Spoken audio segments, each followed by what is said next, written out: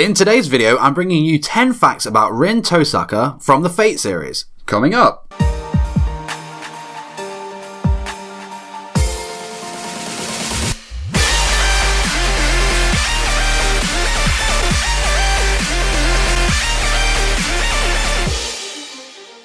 What's up there and welcome to a brand new video on 414 Anime. In today's video, 10 facts about Rin Tohsaka from the Fate series. And hey, if you're new here, why not join the 414 community by hitting the subscribe button and the notification bell so you don't miss out. And a quick warning, this video may contain spoilers, so if you're not all caught up, then please come back later. So that being said, here are the facts. Rin was brought up as the successor to the Tohsaka family's magecraft, and was instructed by her father, Tokiomi Tohsaka, to prioritise magecraft over her own interests. Tokiomi Tohsaka was selected as a master in the 4th Holy Grail War, and Rin was entrusted to take care of the Tohsaka estate until his return. But of course, Tokiomi didn't return, so Rin's care was left to her guardian, Kirei Kotomine.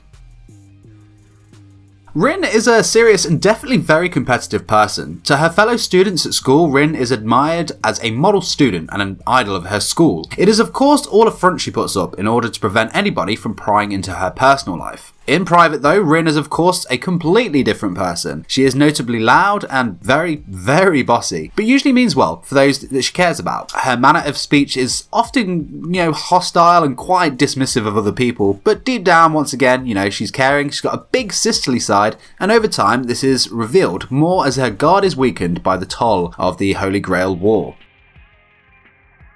During her childhood, on comparison, she understood the 4th Holy Grail War about as much as Shiro understands the 5th, which is, saying something.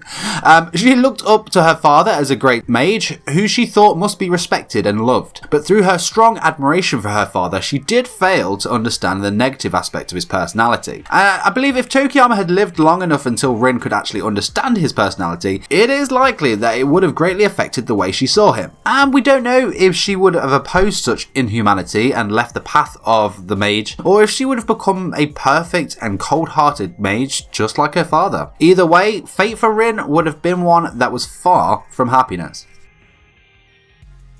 In Type Moon's April Fool's Day 2008, Rin is a super heavyweight wrestling star known as the Dynamite Rin. Yes, in the T-Moon fighting spirit. She is the boss of the Fate Wrestling Federation and the leader of the IWGP tag team. Awesome. Rin is of course really strong and well developed when it comes to her magical abilities. She was born capable of manipulating all 5 great elements, which is an extremely rare trait for a mage. Her potential was so great that she will eventually be considered as one of the top 100 ranking mages through the entire history of the Mage Association, which is crazy.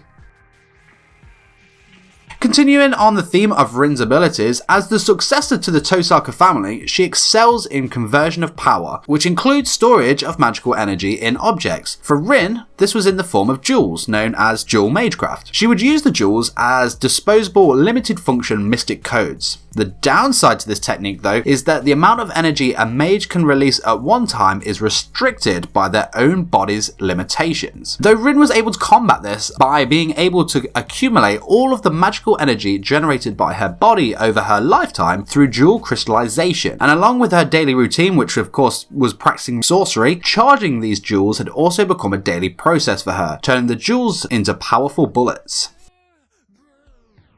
As well as Rin's powerful dual magecraft, her most common offensive spell is a finish technique known as Gander. This technique concentrates magical energy into Rin's forefinger, which forms a hazy black orb that will be fired like a bullet. Though this had originally intended to be a curse, Rin's variation of the technique takes on a really unusual form. Rin had bypassed any need for a verbal component to initiate the spell due to having infused her inherited family magic crest. She can fire as many Gander shots in an instant. She could even set up a barrier and rain them on an opponent if she chooses. And Rin's shot was so powerful that it was actually capable of punching through a large concrete wall with just one single shot. It's crazy power. Crazy.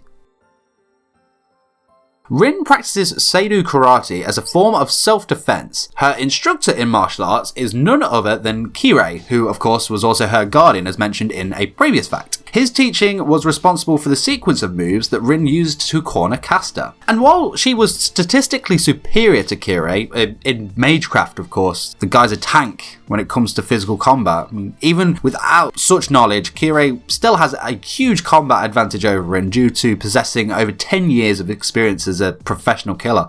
Crazy guy. But anyway, in their training, he would win 80% of the time by taking advantage of Rin's vulnerable side and would exploit her past traumas to keep her from fighting at her full potential. Another awesome technique, Rin is also exceptional with reinforcement sorcery. This allows her to strengthen her legs so much to the point she is capable of running over 100 meters in less than 7 seconds. This is fast enough to be seen as nothing but a blur by a regular human, which is crazy. She uses this technique in other ways as well. She can also use the technique on herself for a few seconds to deal critical damage, even to a servant like Caster. And what she would do is she would also go back to her dual magecraft and use one for large amounts of protection, and by placing the jewel on her stomach to form a protective cover, she can even last a long duration of time being crushed by someone like Berserker's grip. In Kinoko Nasu's original story of Fate, Rin was designed to be a villainess and was the original master of Lancer in the novel. When Takashi Takeuchi convinced Nasu to change the setting of the story, Rin's role as a villain was eventually changed to the one that we know now, which was one of the heroines of Fate Stay Night. And before ending the facts, I think it would be an absolute criminal offence to make a whole video about Rin Tohsaka and not even mention those legs. I mean, come on. Damn. Them legs. But thanks for watching. This was my video 10 facts about Rin Tohsaka from the Fate series. If you want more anime fact videos, anime subscription boxes, figure reviews and more, hit the subscribe button right now.